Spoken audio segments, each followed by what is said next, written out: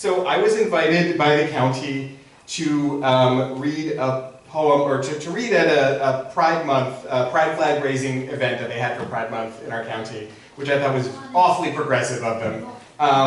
And then they sent me the remarks that the commissioners were going to make, and I was going to follow. And it was the anniversary of the Stonewall event in 1969, and they kept calling it Riots, the Stonewall Riots. And the survivors and the people who participated in the event don't like the term riot because it's derogatory, it diminishes it. They prefer the term uprising, rebellion, something of that sort. So they made the mistake of showing me the remarks, and I knew I was going on right after them, so I wrote this poem to commemorate and kind of to stir some things up. So they didn't invite me back the following year, whatever that tells you. But this is called We Don't Call It a Riot, for the Stonewall in New York, 1969. That summer was an oven on self-clean, beyond hot. The cops raided clubs for weeks.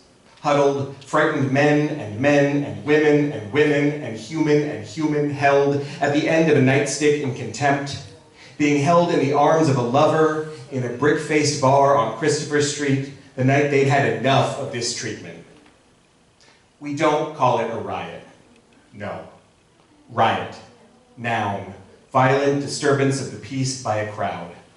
Like the peace of gathering with your friends and family in a home away from home.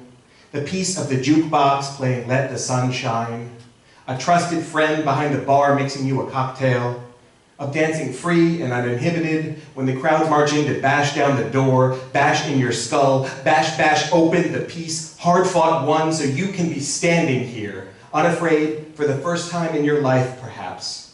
And not the family who threw you out on the street, not the government who threw your card to the draft, not the men and women who threw slurs at you walking down that same street, not the church who threw fire and brimstone proclamations, nor these thugs marching heavy-booted with their badges and balled fists can take it away from you. Each brick of this place is home. Each bottle is nourishment.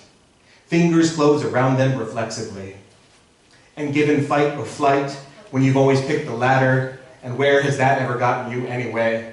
Fingers close around bricks and bottles, words of defiance bubble up to your lips from somewhere deep in the boiling cauldron of your belly. You find the voice to say, no, we don't call this a riot. Call this being cornered and lashing out. Call this being pushed to the brink, past it.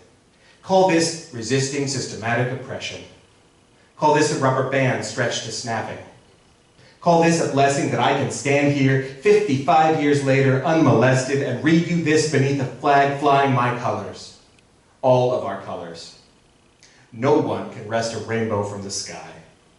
Call this a memorial for everyone whose sacrifice has gifted us the life and freedom to stand here proud, and call this what it really is. It's not a riot. It's rebellion. And it's not finished until we can all stand here together, hand holding hand, and simply call it love. Oh.